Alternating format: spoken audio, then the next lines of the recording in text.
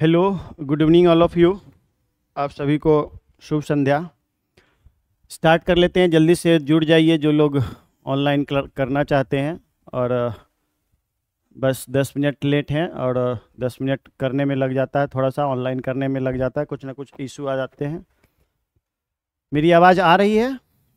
एक बार सर, अभी ऑनलाइन, हाँ एक बार स्वाति प्रिया जुड़ गई हैं। अभी आवाज़ आ रही है मेरी? एक बार आप मैसेज कर दीजिए तो मैं स्टार्ट हो जाऊँ।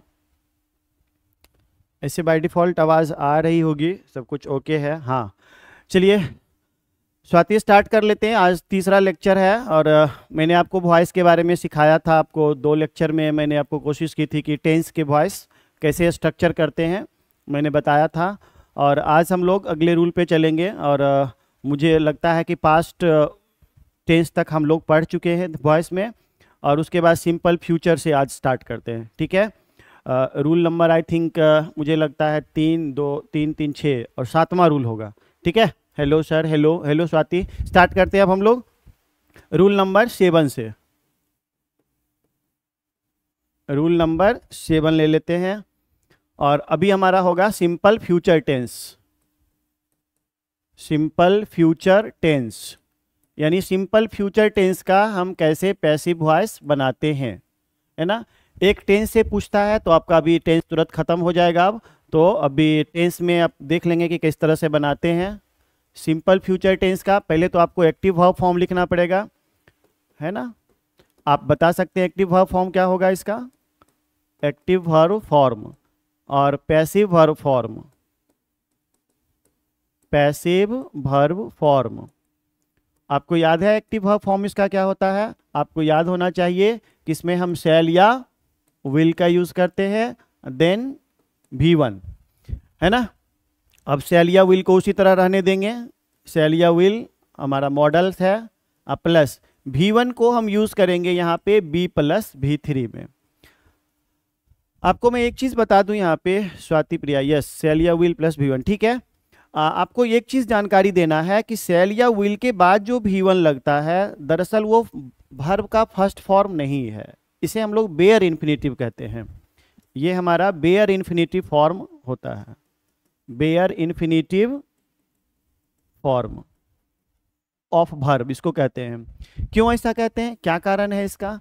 आपको मैंने बताया था कि जब बेसिक पढ़ा रहे थे तो मैंने उस समय आपको बताया था कि on the basis of form verb is classified into 2 parts.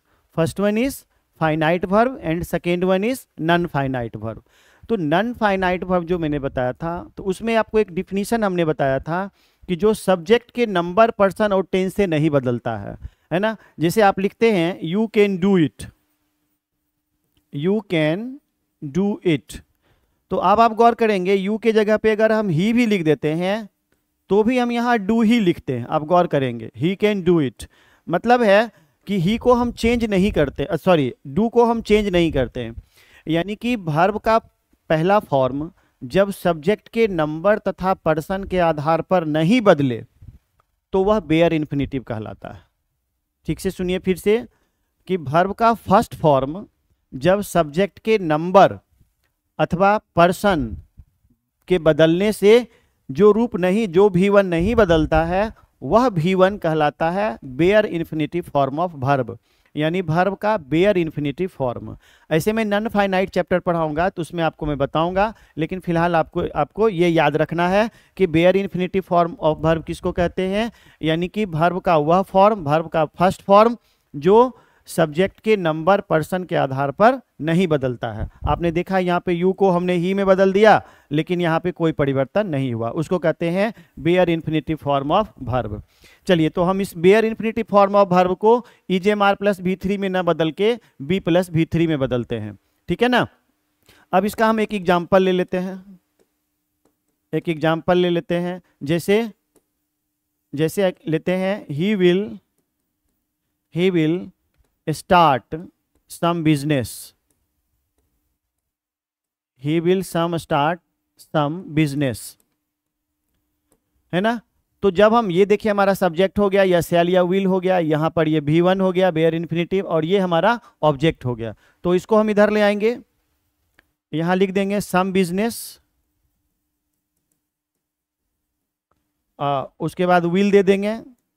अब बी स्टार्ट का क्या हो जाएगा, B3 स्टार्टेड बाय हिम, है ना। जुड़ जाइए सभी लोग जो लोग करना चाहते हैं। अभी 2 लोग जुड़ गए हैं और 2 लोग स्वाति प्रिया हैं, फिर 1 हो गए हैं। चलिए जो लोग जुड़ना चाहते हैं जल्दी से, स्वाति अगर आप हैं ऑनलाइन तो जवाब दीजिए आगे आगे। इसको समझने में कोई परेशानी नहीं ना। अभी मैं एक और एग्जाम्पल लेता हूँ, एक एग्जाम्पल यहाँ लिया मैंने, एक एग्जाम्पल और भी लेता हूँ मैं। जैसे सर ये निगेटिव या अफर्मेटिव हो सकता है। हाँ, इसका निगेटिव और अफर्मेटिव हम दोनों यूज कर सकते हैं। मैं एक निगेटिव ही लेके देखता हूँ, ठीक है। ऐसे हम लोग इंट्रोगेटिव सेंटेंस के बारे में एक पूरा बात करेंगे।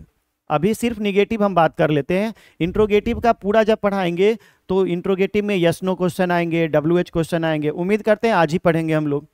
तो आगे आगे देखिए, पहले एक निगेटिव का ले लेते हैं।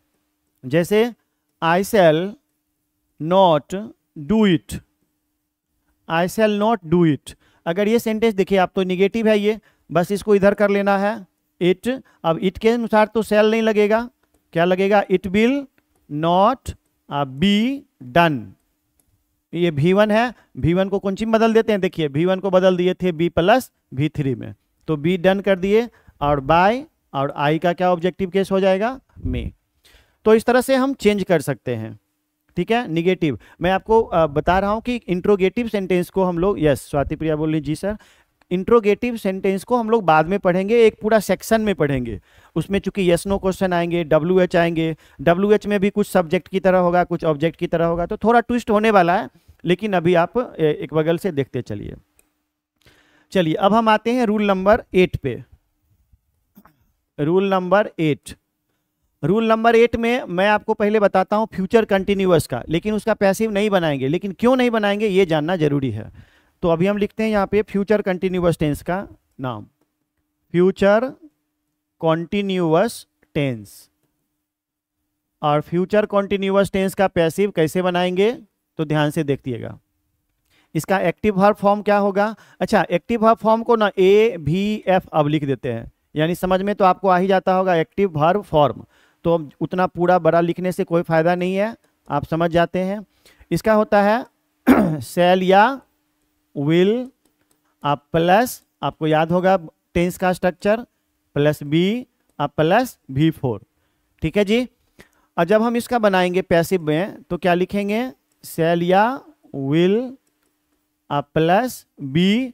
और आपको याद होगा कि V4 को कौन सी बदलते हैं हम, V4 को बदल देते हैं बीइंग प्लस V3 में, बीइंग प्लस V3 में। तो अब आप गौर करेंगे कि ये बी और ये बीइंग दोनों एक साथ कैसे यूज हो सकते हैं। मैंने आपको बताया था कि जिस तरह से बीन, बीइंग और बी एक साथ कभी यूज नहीं हो सकते, आपस में कोई भी अगर रहेगा इस तीनों में तो कोई यूज नहीं होगा एक साथ, क्योंकि ये रीजनेबल नहीं है। That's why it is wrong, ये गलत है। और तब हम इसका पैसिव वॉइस नहीं बना सकते हैं। तो यहां पर हम नोट में एक लाइन लिख रहे हैं, it is not formed, it is not formed, है ना, एज पैसिव वॉइस, यानी पैसिव वॉइस के रूप में हम इसे फॉर्म नहीं कर सकते हैं। क्यों नहीं कर सकते हैं, क्योंकि आप गौर करेंगे कि बी और बीइंग एक साथ आ गया। आप कहेंगे कि बी और बीइंग क्यों नहीं एक साथ हो सकता है, इसका क्या कारण है। तो इसका भी कारण है, मैं उस दिन भी बोला था, अगर मैं आपको लिखूं कि I M is a boy, तो क्या ये वाक्य सही होगा, नहीं होगा सही। क्यों नहीं होगा सही, क्योंकि एम और इज एक साथ यूज नहीं हो सकते हैं, इसलिए इसका पैसिव वॉइस हम नहीं बनाते हैं, ठीक है ना। अच्छा, एक चीज और आपको सिखा दे हम कि किसी भी सेंटेंस का पैसिव वॉइस नहीं बनाते हैं जिसमें ट्रांजिटिव वर्ब रहेगा और उसका ऑब्जेक्ट दिया रहेगा, सिर्फ उसी का पैसिव वॉइस बनाते हैं। अगर आप कहेंगे कि I am a boy, I am a boy, इसका पैसिव वॉइस बनाइए सर, तो इसका पैसिव वॉइस नहीं होगा।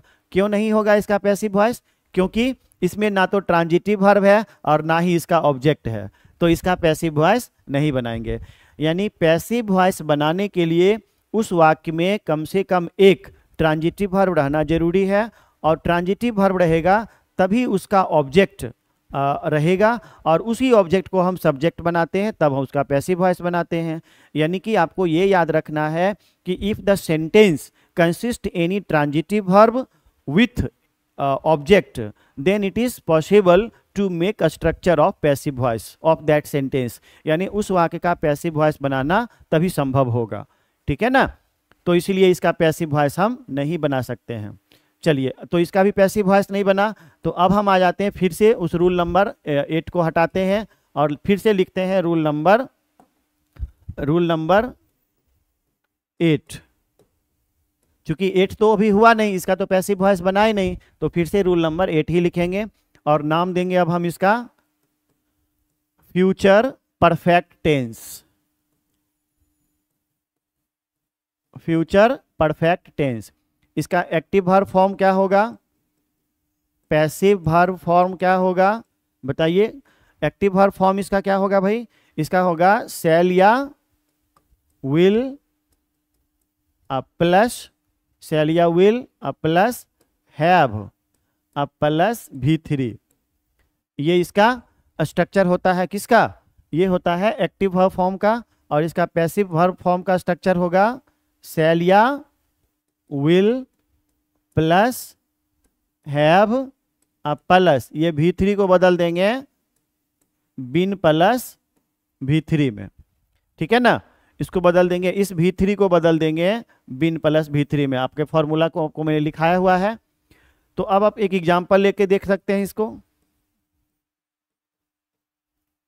एग्जाम्पल लेके अगर हम इसे देखें तो कैसे इसको बनाएंगे ध्यान से देखना। अब जैसे यू विल हैव, एक कोई एग्जाम्पल ले लेते हैं।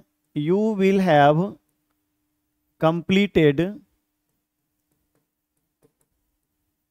completed your lecture। You will have completed your lecture, यानी कि तुम अपना लेक्चर समाप्त कर चुके होंगे। अब इसका पैसिव वॉइस बनाना है तो क्या बनाएंगे, इसका पैसिव वॉइस बनाएंगे योर लेक्चर। ये हमारा ऑब्जेक्ट हो गया, इसको इधर ले आएंगे तो क्या हो जाएगा योर लेक्चर। और उसके बाद विल है तो विल लगाएंगे, और उसके बाद हैव है तो हैव लगाएंगे, और उसके बाद V3 है तो बिन कंप्लीटेड, V3 को बदल देंगे बिन प्लस V3 कंप्लीटेड। और उसके बाद क्या है यू है तो बाय यू कर देंगे। तो मेरे कहने का मतलब ये हो गया कि इस तरह से इसका हम पैसिव वॉइस बना सकते हैं। कंप्लीटेड, देखिए स्पेलिंग गलत लिखा गया है, कंप्लीटेड ऐसे होगा, है ना, लिखने में गलती हो जाती है। तो your lecture will have been completed by you, इसका अर्थ क्या होगा बताइए। इसका हिंदी अर्थ हम बताते हैं आपको कि क्या होगा। जैसे देखिए इसका अर्थ हुआ कि तुम अपना लेक्चर समाप्त कर चुके होंगे, और इसका अर्थ क्या हो जाएगा, तुम्हारा लेक्चर तुम्हारे द्वारा समाप्त कर दिया गया होगा, यानी कि समाप्त हो गया होगा या समाप्त कर दिया गया होगा। ये इसका पैसिव वॉइस का हिंदी में हो गया। तो ये हमारा टेंस का हो गया। अब हम फ्यूचर परफेक्ट कंटिन्यूअस टेंस का तो बनाएंगे नहीं, है ना। आपको याद होगा कि मैंने आपको शुरू में ही बोला था कि फ्यूचर परफेक्ट कंटिन्यूअस टेंस का भी हम पैसिव वॉइस नहीं बनाएंगे, है ना। याद होगा आपको, सेकेंड लेक्चर में मैंने आपको रीजन भी बताया था कि फ्यूचर परफेक्ट कंटिन्यूअस टेंस का पैसिव, इसका PDF दे दीजिए ना सर। अच्छा, इसका PDF मतलब रूल्स का PDF आपको चाहिए। रूल्स का PDF तो मैंने बनाया नहीं, लेकिन अगर आप बोलेंगे तो मैं बना के दे दूंगा आपको। दरअसल क्या है ना, ये सीखने वाला चैप्टर था तो इसलिए मैंने बनाया नहीं। अगर आपको लगता है कि आपको इसका PDF चाहिए तो मैं स्ट्रक्चर का पूरा बना के आपको दे दूंगा, ठीक है ना। तो आप आज है फ्राइडे है तो अब क्लास आपको मंडे को होगा और मंडे से पहले आपको अपलोड कर देंगे, ठीक है। ठीक है स्वाति जी सर, हाँ हाँ हाँ ठीक है ठीक है, मैं PDF दे दूंगा। मुझे लगा कि ये PDF, ये तो सीखने वाला चैप्टर है, इसलिए आप गौर करते होंगे कि मैं इसका कोई PDF बना के भी नहीं लाता हूँ, अपने से बनाता हूँ, अपने से पढ़ा रहा हूँ। लेकिन अगर आपको इसके रूल्स के PDF चाहिए तो मैं इसका PDF आपको दे दूंगा, ठीक है। ठीक है, चलिए फ्यूचर परफेक्ट कंटिन्यूअस टेंस, इसका हम लोग PDF नहीं, सॉरी PDF मैं बोल रहा हूँ बार बार, इसका हम लोग पैसिव वॉइस नहीं बना सकते हैं। क्यों नहीं बना सकते हैं, क्योंकि आपको याद होगा कि इसका स्ट्रक्चर होता है शैल या will plus have plus been plus V4 होता है ना। तो इसका जब पैसिव वॉइस बनाएंगे तो बन जाएगा शैल या will plus have plus been. Been जो है वो तो लिखेंगे ही, केवल वर्ब का फॉर्म बदलते हैं। कोई नहीं सर, लेक्चर से ही लिख लेंगे, ठीक है। चूंकि चैप्टर बहुत आसान था तो जिसमें जो जरूरत होता है मैं करते रहता हूँ। अगर आपको ज़्यादा दिक्कत होगी तो आप जरूर बोलना, फिर मैं बना दूंगा। देखो ये V4 है ना, ये V4, तो ये V4 है तो इसको कुंची में बदल देते हैं, इसको बदल देते हैं बीइंग प्लस V3 में, ठीक है जी। अब आप गौर करेंगे कि यहाँ पर बीन है और यहाँ पर बीइंग है, फिर देखिए एक साथ हो गया ये, और एक साथ रीजनेबल नहीं होता है, अप्रोप्रिएट नहीं होता है। That's why the reason is behind that it can not be formed as passive voice. तो आपको याद अब हो गया होगा कि किसका किसका पैसिव वॉइस नहीं बनाते हैं। कुल मिला के टेंस कितने होते हैं, 12, उसमें से 4 का पैसिव वॉइस नहीं बनता है, तो टोटल कितना हो गया, 8। यानी कुल मिला के 8 ही टेंस का हम पैसिव वॉइस बनाते हैं। किसका किसका नहीं बनाते, मैं एक बार फिर से लिख देता हूं, देखो ध्यान से। प्रेजेंट परफेक्ट कॉन्टिन्यूअस टेंस का पैसिव वॉइस नहीं बनाते हैं। पास्ट परफेक्ट कॉन्टिन्यूअस टेंस का नहीं बनाते हैं। और उसके बाद फ्यूचर कॉन्टिन्यूअस टेंस का पैसिव वॉइस नहीं बनाते हैं। और फ्यूचर परफेक्ट कॉन्टिन्यूअस टेंस का पैसिव वॉइस नहीं बनाते हैं। यानी कि इतने टेंस का पैसिव वॉइस नहीं बनाते हैं, इसका पैसिव वॉइस नहीं बनता है। क्यों नहीं बनता है, यही कारण आ जाता है। यानी या तो बी बीइंग एक साथ आ जाता है या बीन बीइंग एक साथ आ जाता है, और इसी वजह से इसका पैसिव वॉइस नहीं बनाया जा सकता है। तो कुल मिला के आप अभी तक 3 लेक्चर में से हम लोग तीसरा लेक्चर आज पढ़ रहे हैं, जिसमें से अभी टेंस का पैसिव वॉइस कैसे बनाते हैं उम्मीद करते हैं कि आप सीख गए होंगे। और ये पता तब चलेगा जब हम आपको असाइनमेंट देंगे। वो सारे लेवल में मैं दूंगा आपको असाइनमेंट, और उन सारे लेवल के असाइनमेंट आप बना के जब मैं चेक करूंगा यहाँ पे बना के, तो आपको पता चलेगा कि आप सीखे हैं कि नहीं सीखे हैं, ठीक है। हम आगे बढ़ते हैं। अब हम आ जाते हैं कि मॉडल्स का पैसिव वॉइस कैसे बनाते हैं, मॉडल्स का, ठीक है। रूल नंबर 9 पे आते हैं। मैंने बोला था कि लगभग 8, 18, 19, 20 रूल मैं पढ़ाऊंगा आपको, तो रूल नंबर 9 पे आते हैं और हम बनाते हैं अभी मॉडल्स का। Model auxiliary verb, model auxiliary verb का पैसिव वॉइस कैसे बनाते हैं, ध्यान से देखना। मॉडल का पैसिव वॉइस कैसे बनाते हैं। मॉडल कुल मिला के कितने होते हैं, there are total 13 modal auxiliary verbs used in English grammar. English grammar में कुल मिला के 13 मॉडल ऑक्सिलरी वर्ब के प्रयोग किए जाते हैं। तो 13 में से सबके 2 फॉर्म होते हैं। तो अभी हम लोग पढ़ेंगे सबसे पहले प्रेजेंट फॉर्म, और दूसरा रूल में पढ़ेंगे पास्ट फॉर्म का। तो ये अभी हम लोग पढ़ रहे हैं प्रेजेंट फॉर्म, यानी कि वर्तमान रूप, जिसमें से कैन रहेगा सेंटेंस में, मे रहेगा, शुड रहेगा, मे रहेगा, माइट रहेगा, इस सब रहेंगे अगर, तो उसका हम पैसिव वॉइस कैसे बनाते हैं। तो उसका फिर से लिखेंगे AVF। AVF का मतलब हो गया एक्टिव वर्ब फॉर्म, और PVF इसका मतलब हो गया पैसिव वर्ब फॉर्म। तो एक्टिव वर्ब फॉर्म कैसे बनाएंगे, पैसिव वर्ब फॉर्म कैसे बनाएंगे। तो कोई भी मॉडल जो होता है ना, याद रखना भाई कि कोई भी मॉडल होता है उसमें हम V1 जोड़ देते हैं। तो ये हमारा एक्टिव वर्ब फॉर्म हो गया। और उसके बाद उस मॉडल में अब V1 को बदलते थे, याद कीजिए आप, B प्लस V3 में। बस हो गया स्ट्रक्चर। अब इसी में एक एग्जाम्पल ले लेते हैं हम, एक कोई भी मॉडल का एग्जाम्पल ले लेते हैं। जैसे यू कैन कुछ भी वर्ब दे दो, यू कैन राइट इट, तुम इसे लिख सकते हो, है ना। यू कैन राइट इट, तुम इसे लिख सकते हो। तो आप बताइए कैन क्या है, मॉडल है ना। अब मॉडल का प्रेजेंट फॉर्म जो होता है तो उसमें V1 जोड़ देते हैं। आप गौर करना, यहाँ पे V1 जुड़ा हुआ है, तो ये देखिए V1 है यहाँ पे। अब इसका पैसिव वॉइस बनाएंगे तो इट को इधर ले आएंगे और यू को इधर लेके आ जाएंगे, तो यहाँ पे हो जाएगा बाय यू, ठीक है, सीख रहे होंगे। और कैन है तो कैन लिख देंगे, और उसके बाद राइट है तो B प्लस V3, राइट का V3 क्या होगा, रिटन, तो हो जाएगा it can be written by you. इसका अर्थ क्या हो गया कि तुम इसे लिख सकते हो, तुम इसे लिख सकते हो। और इसका हिंदी क्या हो गया, इसे तुम्हारे द्वारा लिखा जा सकता है, है ना। आप मेरे फिंगर के मूवमेंट को चेक करिए, इसे तुम्हारे द्वारा लिखा जा सकता है ना। सकता है, सकती है रहता है तो क्वेन का प्रयोग करते हैं। और भी मॉडल का प्रयोग कर सकते हैं हम। दूसरा मैं एग्जांपल आपको देता हूं, जैसे दूसरा एग्जांपल हम लोग लेते हैं, और दूसरा एग्जांपल में लेते हैं कुछ भी शुड का प्रयोग कर लेते हैं, है ना। You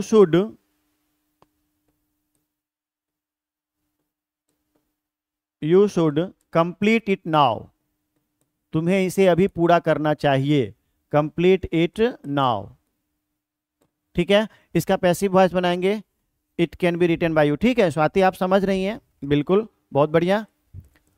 you should complete it now, तो आप बताएंगे कि यहां पर देखिए ट्रांजिटिव वर्ब क्या है, कंप्लीट, और इसका ऑब्जेक्ट क्या है, इट। तो हम नाउ को इधर नहीं लाएंगे बल्कि इट को इधर लाएंगे, ठीक है। तो इट और शुड है तो शुड लिख देंगे, और देखिए कंप्लीट है तो बी कंप्लीटेड, कंप्लीटेड। अब नाउ बच गया तो नाउ। अच्छा, और नाउ के बाद अगर आप बाय यू नहीं देना चाहते हैं तो कोई दिक्कत नहीं है, लेकिन देखिए जब भी कोई अदर वर्ड्स आ गया है तो हम ना प्रयोग करें तो ज़्यादा अच्छा रहेगा। यानी कि it should be completed now, अगर it should be completed by you now, नहीं, बाय यू का प्रयोग बाद में आप करें, नाउ का प्रयोग पहले कर दें, और यहाँ पे फुल स्टॉप अगर हम दे देंगे तो ये गलत नहीं होगा। लेकिन मैं आपको बता दूं कि अगर आपको बाय नाउ का प्रयोग करना ही है बाय यू का, तो आपको कर देना है बाय यू लास्ट में। क्यों ऐसा करते हैं, एजेंट का प्रयोग, चूंकि ये एजेंट है और एजेंट का प्रयोग हमेशा सेंटेंस के लास्ट में करते हैं। हालांकि ये ऑप्शनल होता है, मैं आपको बता दूं कि आपको जो ऑप्शन मिलेगा ना एग्जामिनेशन में वो यहीं तक लिखा हुआ मिलेगा, it should be completed now, यानी यहां से ही अर्थ निकल गया। तुम्हारे द्वारा अगर हम नहीं भी लिखेंगे तो अर्थ में कोई अंतर नहीं होगा, ठीक है ना। तो इस तरह से it should be completed now ऐसा करके बना सकते हैं। लेकिन अगर आपके ऑप्शन में ऐसा दिया हुआ रहे कि it should be completed now by you, तो ये गलत नहीं हुआ। मैंने आपको शुरू दिन में ही बताया था कि एजेंट का प्रयोग मैंडेटरी नहीं होता है, as per as the requirement of the sentence, वाक्य के जरूरत के मुताबिक ही उसे हम लिखते हैं, ठीक है। चलिए, हालांकि जो आप लिखे हैं उसमें केवल रिप्लेसमेंट का अंतर है। तो ये था हमारा रूल नंबर 9। अब हम लिखते हैं रूल नंबर 10, और इसमें हम मॉडल्स का ही पढ़ेंगे, लेकिन मॉडल्स का पास्ट फॉर्म पढ़ेंगे, है ना। हम लिखते हैं heading model auxiliary verb, model auxiliary verb, और इसका पास्ट फॉर्म पढ़ते हैं। किसी भी मॉडल का पास्ट फॉर्म क्या होता है, जिसमें हैव प्लस V3 लगाते हैं, तो इसका एक्टिव वर्ब फॉर्म क्या हो जाएगा और पैसिव वर्ब फॉर्म क्या हो जाएगा। देखिए ध्यान से, एक्टिव वर्ब फॉर्म हो जाएगा इसका मॉडल, और मॉडल के साथ क्या लगा देंगे, हैव प्लस V3। ये आपको याद रखना पड़ेगा कि किसी भी मॉडल का पास्ट फॉर्म होता है उस मॉडल में हैव प्लस V3 लगा देते हैं। अब इसका पैसिव वॉइस क्या हो जाएगा, तो मॉडल जो है वो मॉडल लिखेंगे प्लस हैव लिखेंगे, अब प्लस इस V3 को आपको याद होगा बिन प्लस V3 में बदलते हैं,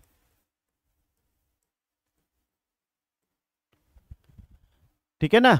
इसको हम बदलते हैं बिन प्लस V3 में। तो अब इसको आगे बढ़ते हैं लेके, हम एक एग्जाम्पल कर लेते हैं इसका। सब लोग सीख रहे होंगे, जो लोग ऑनलाइन है जल्दी से इसको सीखिए। और अगर आपको PDF की ज़रूरत होगी तो मैं बार बार बोल रहा हूँ कि मैं इसे ज़रूर दे दूंगा, लेकिन अभी आप सीखने का काम करो, ठीक है ना। अभी अगर आप लिखने पर ध्यान दोगे तो फिर, हाँ ठीक है ना। मैं एक देता हूँ बनाने के लिए, जैसे you should have done this work,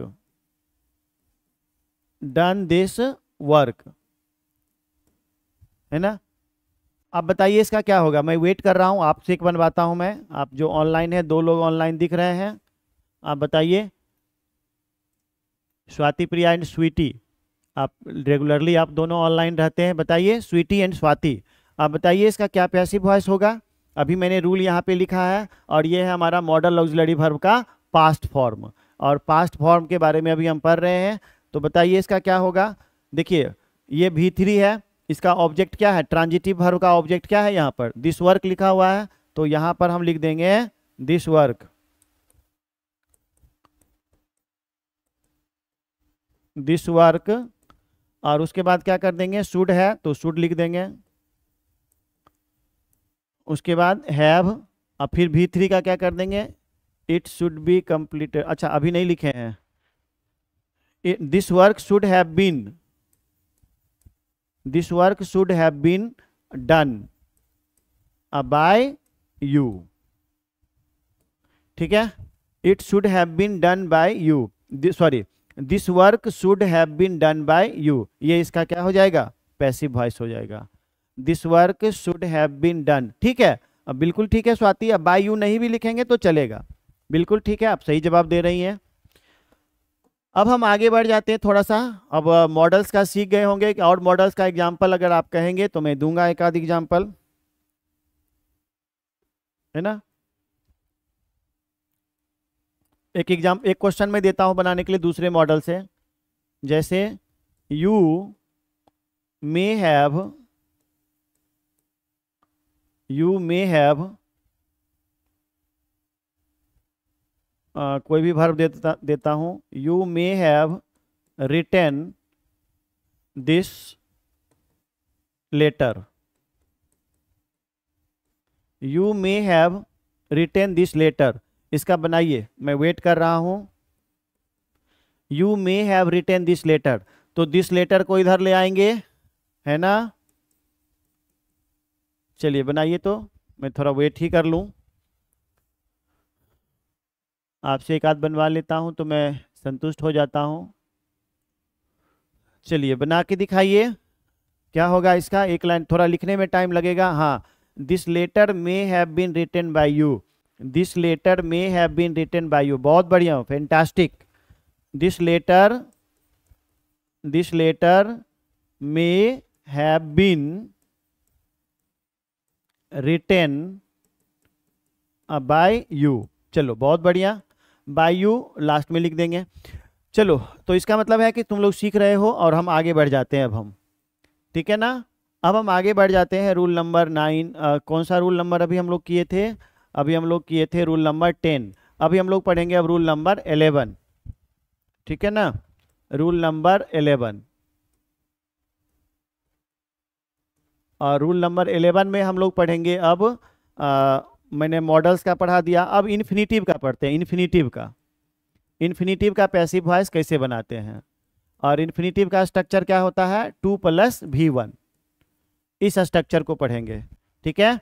चलो अब हम लोग लिखते हैं यहाँ पर active verb form, active verb form,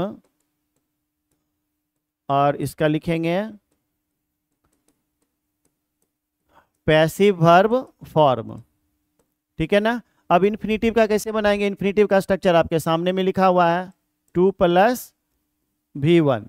अब बताइए 2 + V1 को कैसे बनाएंगे, तो बस कुछ नहीं करना है, 2 को 2 रखने हैं और V1 को B + V3। मैंने शुरू में ही आपको फॉर्मूला बता दिया था, बस वही 5-6 फॉर्मूला जो है उसी को पूरे वॉइस में यूज करना है, ठीक है ना। चलिए एक एग्जांपल ले लेते हैं, जैसे he is to do it, इसका हिंदी अर्थ क्या हो गया, वह इसे करने को है या वह इसे करने वाला है, ठीक है। तो इसका पैसिव वॉइस हम बनाएंगे तो कैसे बनाएंगे, इट को इधर ले आएंगे, है ना, और इज लगा देंगे और टू लगा देंगे और फिर इसको B + V3 कर देंगे, अब बाय हिम, ठीक है। अभी आप स्मूथली सीखते रहिए, जब क्वेश्चन आएंगे बनाने के लिए हम लोग क्वेश्चन लाएंगे, जैसे टेंस में मैंने आपसे करवाया था उसी तरह वॉइस में भी करवाएंगे तो पता चलेगा कि आप कितना बनाते हैं। It is to be done by him, बहुत बढ़िया, सही सही जवाब है। एक और देता हूं मैं बनाने के लिए, आप जल्दी से टाइप करना। अभी मैं देता हूं, he has to go now, इसका पैसिव वॉइस बनाइए, he has to go now, उसे अभी जाना है, इसका हिंदी अर्थ हुआ उसे अभी जाना है। मैं वेट कर रहा हूं, आपको आपके बनाने का इंतजार कर रहा हूं। कैसे बनाएंगे इसे? He has to go now.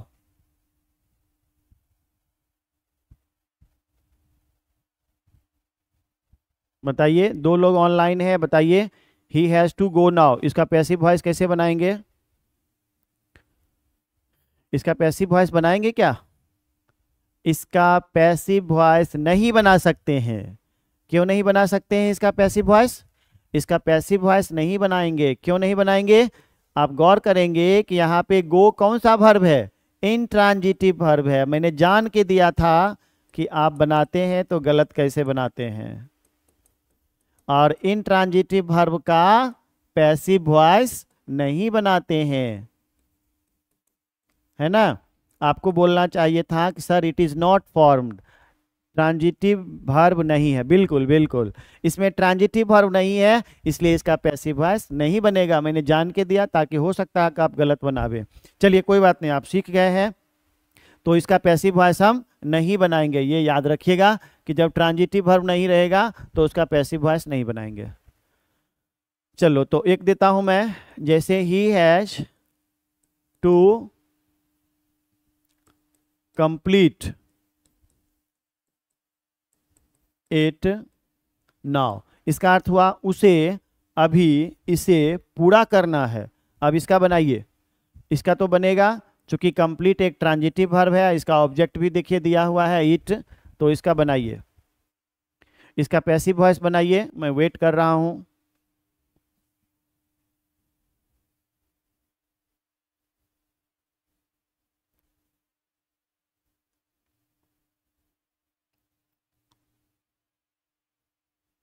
इसका बनेगा, इसका बनाइए, जल्दी बनाइए, वेट कर रहा हूं मैं। I am waiting for your answer. मैं आपके जवाब का इंतजार कर रहा हूं। It has to be completed by him now. अभी फिर आप गलती कर दिए स्वाति। मैंने अभी थोड़ा देर पहले आपको सिखाया था कि बाय हिम का प्रयोग बाद में करना है, या तो नहीं करिए। जब नाउ लगा हुआ है तो आप नहीं करें, लेकिन बीच में नहीं करना है। ठीक है, कोई बात नहीं, एक बार फिर से देखिए। इट आपने लिखा था हैज़, यस ठीक है, ये भी ठीक लिखा था। It has to be completed now. आप यहां तक लिख दीजिए now by him. Yes Swati, अब सही है। ठीक है, मैंने अभी थोड़ा देर पहले सिखाया था, तो आप यहां नाउ तक ही लिख दीजिए। जल्दी जल्दी में लिखना है तो बाय हिम नहीं लिखेंगे, कोई दिक्कत नहीं है। यानी एजेंट का प्रयोग करना ना करना ये डिपेंड करता है सेंटेंस पे या फिर आपके दिए हुए ऑप्शन पे। ऑप्शन में नहीं दिया हुआ तो नहीं करेंगे, कि दिया हुआ है तो कर, उसको सिलेक्ट कर लेंगे। चलो कोई बात नहीं, अब ये सीख गए हो। तो अब हम लोग चलेंगे रूल नंबर 12 पे। रूल नंबर 12 पे। अब रूल नंबर 12 में हम लोग पढ़ेंगे इंपेरेटिव सेंटेंस का पैसिव वॉइस कैसे बनाते हैं। इंपेरेटिव सेंटेंस याद है आपको, मैंने बेसिक में बताया होगा। इंपेरेटिव सेंटेंस, इंपेरेटिव सेंटेंस किसको कहते हैं आपको याद होगा। इसको हिंदी में बोलते हैं आदेश सूचक वाक्य।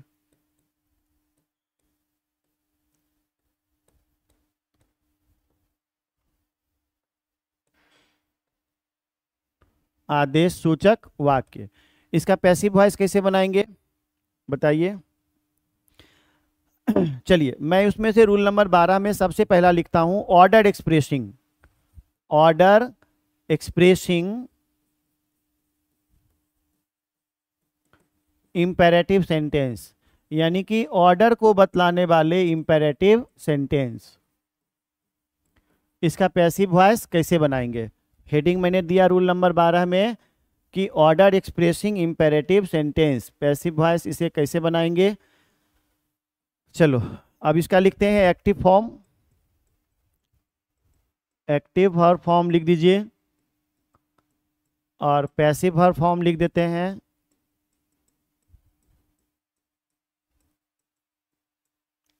ठीक है जी।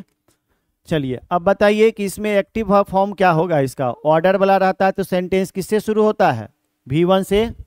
याद कीजिए, जैसे go there, bring a glass of water. तो ये जितने भी मैं सेंटेंस बोल रहा हूं सभी आदेश सूचक वाक्य हैं। आदेश सूचक वाक्य किसको कहते हैं, जिससे order, command, request, advice, prohibition, proposal, है ना, इन सब का बोध होता है। तो इसमें हम लोग उसे कहते हैं इम्पेरेटिव सेंटेंस। दैट मीन्स कि it is a sentence which is used to express the meaning of order, command, request, advice, prohibition, proposal, allow, permission, etcetera etcetera, है ना। This type of sentence belong to imperative sentence. उसे हम लोग क्या कहते हैं? Imperative sentence कहते हैं।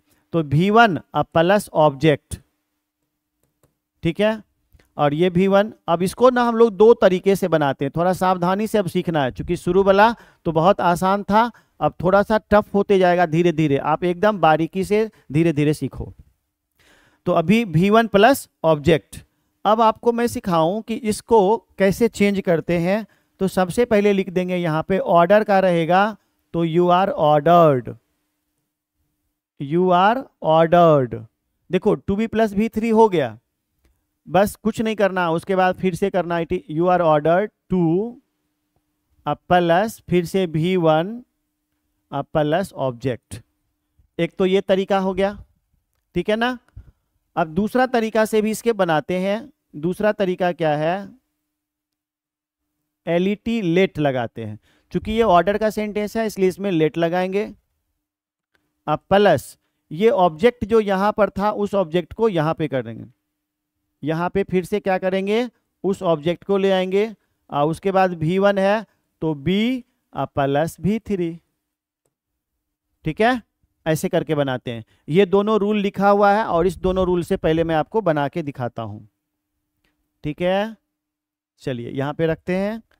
अब एक एग्जाम्पल ले लेते हैं, और एग्जाम्पल लेते हैं, थोड़ा कलर चेंज कर लेते हैं। एग्जाम्पल, है ना। जैसे अभी अगर सेंटेंस में लिखे हम V1 प्लस ऑब्जेक्ट के लिए, जैसे शट द डोर, दरवाजा बंद करो, शट द डोर। तो इसको हम दो तरीके से बना सकते हैं, ठीक है जी। शट द डोर, तो एक तरीका क्या है? You are ordered to shut the door हो जाएगा। देखो ध्यान से, यू आर ऑर्डर्ड लिखेंगे, यू आर ऑर्डर्ड। अब फिर से क्या लिखेंगे? टू। अब फिर से ये V1 जो V1 था, तो शट यहाँ V1 है, और द डोर, तो द डोर ऑब्जेक्ट लिख देंगे, है ना। इसका हिंदी अर्थ क्या हो गया? कि आपको दरवाजा बंद करने का आदेश दिया जाता है। इसका अर्थ हुआ दरवाजा बंद करिए या दरवाजा बंद करो। इसका अर्थ हो गया कि आपको दरवाजा बंद करने का आदेश दिया जाता है। लेकिन दूसरे तरीके से भी इसको बना सकते हैं। अब ये दो तरीका सीखने का क्या मतलब है कि आपको ऑप्शन में कौन सा तरीका देगा, नोबडी नोज, कोई नहीं जानता है, कोई भी तरीका दिया जा सकता है। तो इसीलिए इसको हम इस तरह से भी बना सकते हैं, लेट से। देखो लेट लिखेंगे यहाँ पर, है ना, लेट। और उसके बाद ऑब्जेक्ट, तो ऑब्जेक्ट क्या था यहाँ पर? द डोर, तो लेट द डोर। और उसके बाद क्या लिखेंगे? बी, तो फिर बी लिखेंगे। और शट का V3, शट का V3 क्या होता है? Shut shut shut. जैसे put put put, cut cut cut, उसी तरह से शट शट शट, तीनों फॉर्म एक ही होता है। तो ये यहाँ पर शट दे दिए, लेकिन आपको ये याद रखना है कि यहाँ पर ये क्या है? V3 है, ठीक है। तो let the door be shut. लेकिन एक चीज आपको याद रखना है कि इसमें हम ट्रांजिटिव और इंट्रांजिटिव वर्ब को भी देख लेंगे, कि अगर ट्रांजिटिव वर्ब का पैसिव वॉइस बनाना रहेगा तो दो तरीके से बनाएंगे, लेकिन इसमें इंट्रांजिटिव का भी पैसिव वॉइस बना सकते हैं, उसको एक ही तरीके से बनाएंगे। और मैं एग्जाम्पल से आपको बताता हूं, ठीक है। आप इसको समझ गए होंगे। आप इसे समझे कि नहीं समझे एक बार ओके बोल दीजिए, दोनों आदमी जो ऑनलाइन है। दो तरीके से बनाएंगे, इसे दो तरीके से बनाएंगे, आप इस दोनों को समझे हैं। अभी हम लेते हैं एक एग्जाम्पल जो कि इंट्रांजिटिव वर्ब हो, है ना। समझ गए जी। चलिए अब हम एक इंट्रांजिटिव का भी लेते हैं। जैसे लिखते हैं गो देयर, वहां जाओ, है ना। गो क्या है? इंट्रांजिटिव वर्ब है। अभी थोड़ा देर पहले आप ही ने बताया था, गो इंट्रांजिटिव वर्ब है। और इंट्रांजिटिव और ट्रांजिटिव कैसे पहचानते हैं? देखो, जिसमें क्या लगाने से जवाब मिल जाए, क्या और किसको जवाब मिलने से, अगर क्या और किसको अगर प्रश्न करने से जवाब मिल जाए तो ट्रांजिटिव, और जवाब नहीं मिले तो इंट्रांजिटिव। जैसे देखिए गो, गो मने जाना, उसमें लगाइए क्या, तो क्या जाना, जवाब नहीं मिला तो इंट्रांजिटिव। लेकिन अगर हम लिखेंगे ईट, ईट मने खाना, तो क्या खाना, तो जवाब मिल जाता है, आम खाना, अमरूद खाना, है ना।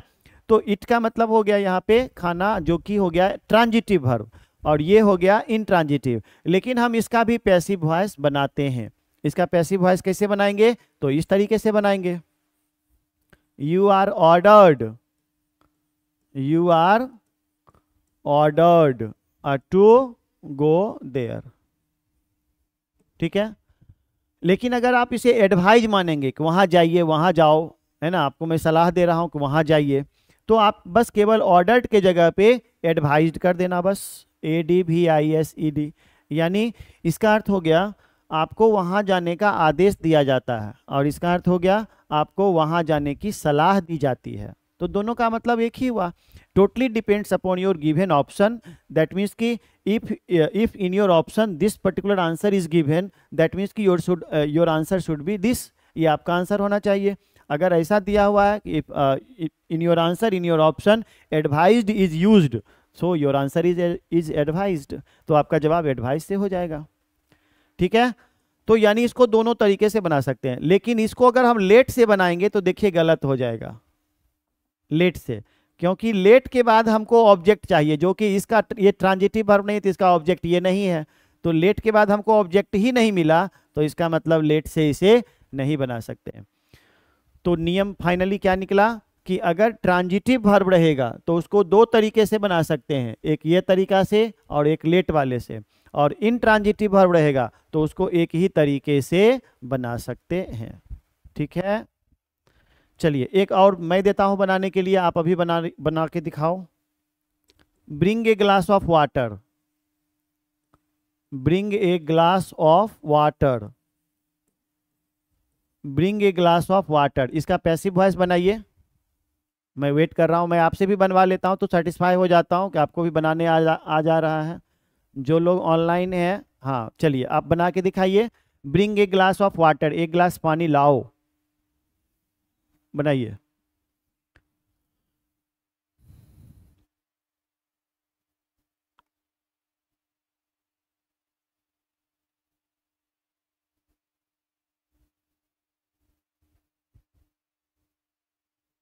बनाइए, bring a glass of water.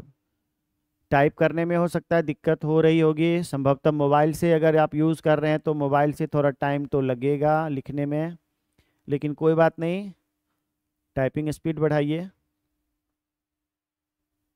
हाँ, you are order to bring a glass of water, मुझे उम्मीद था कि आप सही बनाएंगे, बिल्कुल स्वाति सही है ना। अच्छा, तब तक जब तक मैं इसको लिखता हूँ तब तक आप दूसरे तरीके से भी इसे बना के दिखाइए, दूसरा तरीका लेट वाला भी बनाइए। तब तक मैं इसको लिखता हूँ, you are ordered to bring a glass of water,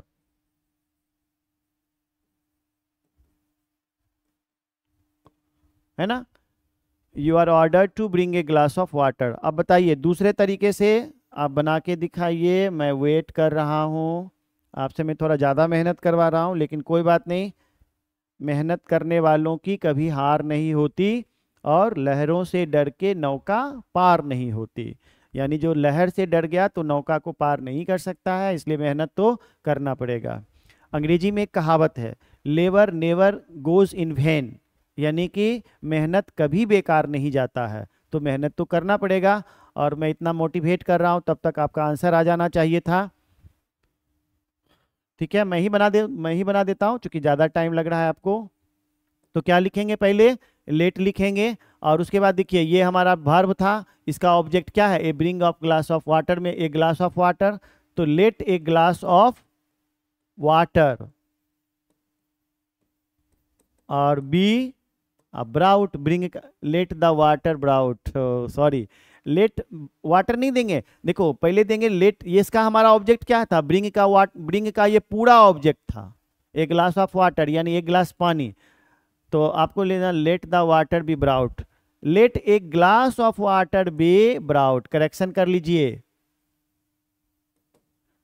correction कर लीजिए, let the water be brought.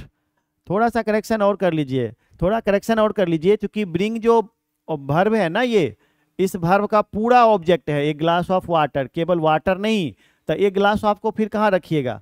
आपने जो आंसर बनाया था let the water be brought, उसमें एक ग्लास ऑफ तो आया नहीं था स्वाति, तो आप करेक्ट कर लीजिए। ठीक है, ओके ओके सर लिख रहे हैं, चलिए कोई बात नहीं, थोड़ी गलतियां होती हैं। टू अर् इज ह्यूमन, अंग्रेजी में एक और कहावत है, मैं बोलूं, टू अर् इज ह्यूमन, गलती मानव की स्वाभाविक प्रक्रिया होती है। अगर इंसान गलती नहीं करेगा तो फिर वो सीखेगा नहीं, और अच्छी बात यह है कि आप हमेशा एक्सेप्ट भी करती हैं। चलिए ये हो गया ना हमारा। अब हम लोग आते हैं रूल नंबर नेक्स्ट पे, और रूल नंबर नेक्स्ट हमारा कौन सा होगा जी, मुझे देखना पड़ रहा है, और ये हमारा रूल नंबर अब हो जाएगा 12 के बाद 13, रूल नंबर 13। रूल नंबर 13 पे हम लोग पहुंच गए हैं, let the glass of water be brought. जी बिल्कुल बिल्कुल स्वाति, अब सही जवाब है, हाँ 13, यस यस, आप बिल्कुल ध्यान में रखा करो, क्योंकि वो ऊपर में चला जाता है तो मुझे याद नहीं रहता। चलिए अब हम लोग पढ़ते हैं advise, ADVISE, advise expressing imperative sentence, imperative sentence. अब हम लोग इसका पढ़ेंगे पैसिव वॉइस कैसे बनाते हैं, ठीक है ना। चलिए अब हम लोग इसका पढ़ते हैं एक्टिव वर्ब फॉर्म। चलिए एक्टिव वर्ब फॉर्म दे देते हैं और पैसिव वर्ब फॉर्म दे देते हैं। अब उसमें भी वही रहेगा, V1 प्लस ऑब्जेक्ट, ठीक है। और इसका पैसिव वॉइस कैसे बनाएंगे, तो आपको दो तरीके से इसका भी पैसिव वॉइस बनाएंगे। एक तो वही रहेगा बस यू आर, जहाँ पे ऑर्डर्ड देते थे वहाँ पे अब दे देंगे एडवाइज्ड। एक तो आसान तरीका यही है, +2 प्लस V1 प्लस ऑब्जेक्ट, एक तो हमारा आसान तरीका है। और दूसरा तरीका भी इसका है, ध्यान से देखना, दूसरा तरीका ही ऑप्शन में दिया हुआ रहता है आपके एग्जामिनेशन के बोर्ड के एग्जामिनेशन में, आपको दूसरा वाला तरीका ऑप्शन में दिया हुआ रहेगा। So you will have to consider the second form. Second form क्या है इसका पैसिव में, देखिएगा ध्यान से, ये जो ऑब्जेक्ट है ना इसको सब्जेक्ट बना लेंगे। तो हम यहाँ पे लिखते हैं सब्जेक्ट, अब ब्रैकेट में लिख देते हैं ऑब्जेक्ट, ताकि आप ये समझ जाइए कि ये वाला ऑब्जेक्ट को ही हम यहाँ पे सब्जेक्ट बना लेंगे, ठीक है। अब प्लस, अब यहाँ पे शुड का प्रयोग करेंगे। शुड का प्रयोग क्यों करेंगे, क्योंकि शुड एक मॉडल ऑक्सिलरी वर्ब होता है, और मॉडल और एडवाइज यानी सलाह को व्यक्त करने के लिए हम हमेशा शुड मॉडल का प्रयोग करते हैं, तो इसलिए हम शुड का प्रयोग कर लिए। और जो ये V1 बचा उसको कर लेंगे B प्लस V3, तो फाइनल आपका ये हो गया। और इसके बाद इसका हम एग्जाम्पल ले लेते हैं एक, जैसे help the poor, help the poor, इसको दोनों तरीके से बनाना है। तो एक तो मैं बना के दिखा देता हूं, फिर आपको एक बनाने के लिए बोलूंगा। हेल्प द पुअर, चलिए इसको बनाइए भाई, कैसे बनाएंगे, तो एक तो हो जाएगा you are advised, you are advised to help the poor, एक तो ये तरीका हो गया है ना, यानी कि गरीबों की सहायता कीजिए। इसका क्या अर्थ हो गया कि आपको गरीबों की सहायता करने की सलाह दी जाती है।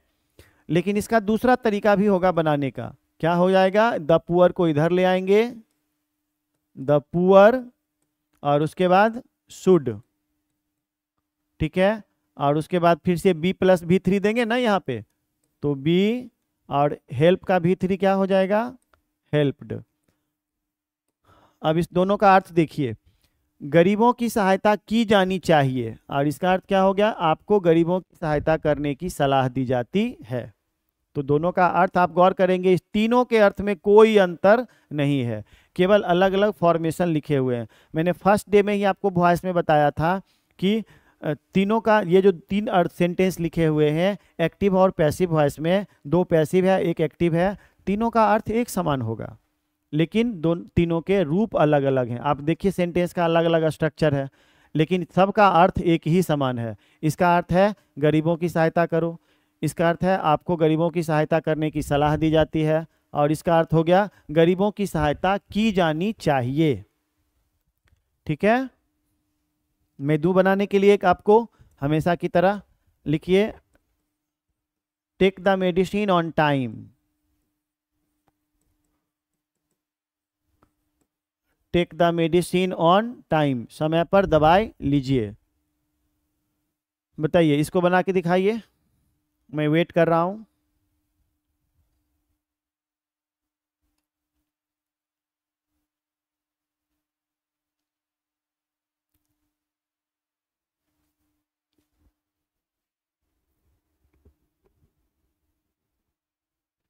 चलिए स्वाति, आप ऑनलाइन है, बना के दिखाइए, मैं वेट कर रहा हूं।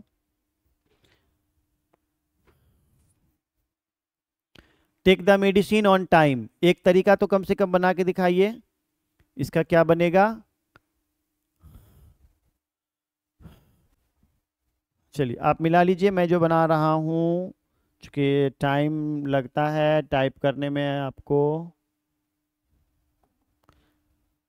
चलो एक तो हो जाएगा, you are advised to take the medicine on time. और दूसरा तरीका क्या होगा, द मेडिसिन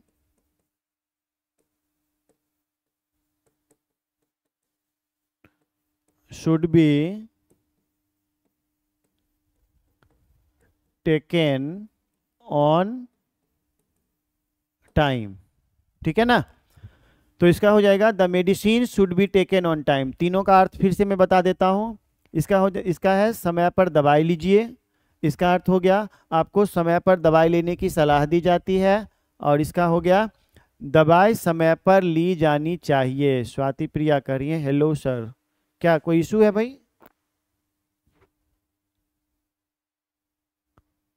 कुछ दिक्कत है तो बोलिए, समझ में आया कि नहीं आया?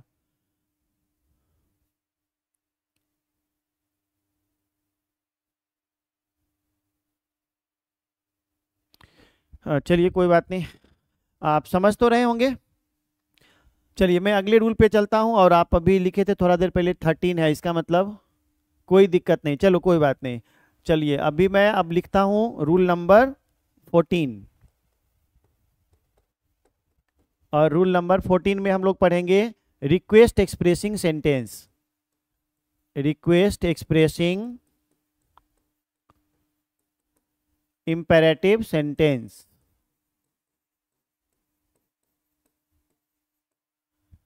ठीक है ना, रिक्वेस्ट एक्सप्रेसिंग इंपेरेटिव सेंटेंस। चलिए इसका भी हम लिख देते हैं एक्टिव वर्ब फॉर्म। और इसके बाद बस 5 मिनट में खत्म कर देंगे, आप टेंशन मत लेना। Passive verb form, active verb form क्या हो जाएगा? इसका एक्टिव वर्ब फॉर्म क्या हो जाएगा? इसका हो जाएगा प्लीज या काइंडली लगाते हैं ना, रिक्वेस्ट वाला बता रहे हैं ना अभी, तो प्लीज या काइंडली। 13 का फिर से बता दीजिए ना सर। ठीक है, ठीक, कोई बात नहीं, कोई बात नहीं। चलो मैं 14 पहले बना लेता हूं, उसके बाद फिर से बता दूंगा मैं। ठीक है, प्लीज या काइंडली मैं बता दूंगा, प्लस V1 प्लस ऑब्जेक्ट। पहले कुछ काम था चले गए थे, कोई बात नहीं, कोई बात नहीं, मैं बता देता हूं आपको अभी। आप ध्यान से पहले इसको देख लो, 14 को देख लो पहले, क्योंकि 14 शुरू कर चुके हैं तो 14 को देख लीजिए। प्लीज या kindly plus V1 plus object. तो प्लीज या काइंडली जब सेंटेंस में लगा रहता है तो वह सेंटेंस क्या कहलाता है? रिक्वेस्ट का। यानी जब आप बोलते हैं जैसे please take the medicine on time, please help them, कृपया उनकी सहायता करिए, है ना। काइंडली लेंड मी 1000 रुपीज, कृपया मुझे 1000 रुपया उधार दीजिए।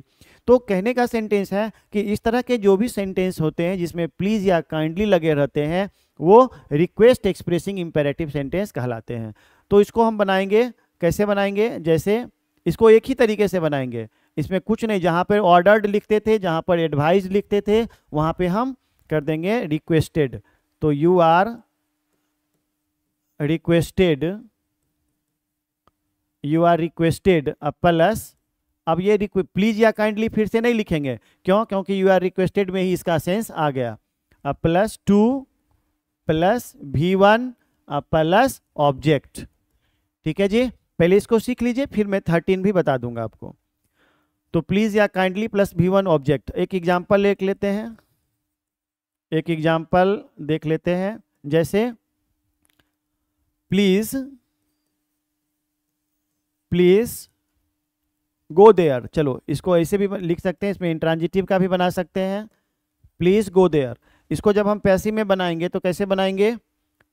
इसको बनाएंगे यू आर, आप देखिए गौर करिए, जहां पर था एडवाइज्ड वहां पे रिक्वेस्टेड खाली कर देंगे बस। You are requested to go there, बस ये बन गया।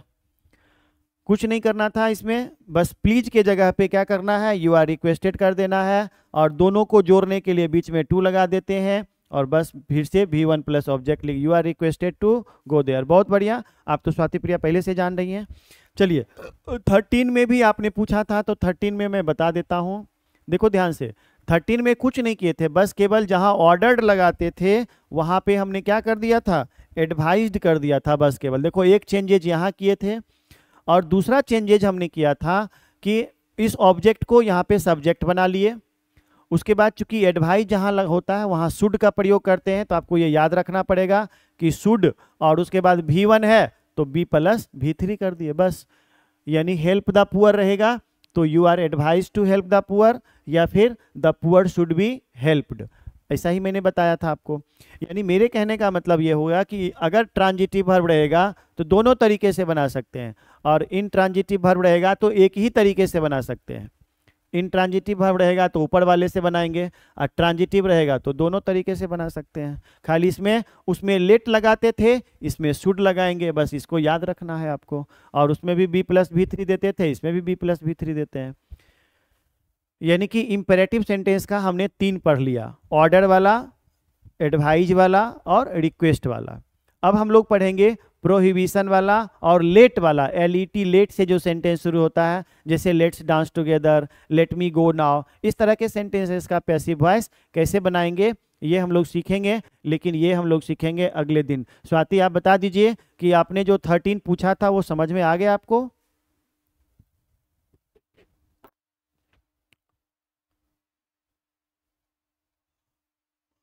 बोलिए, आ गया समझ में?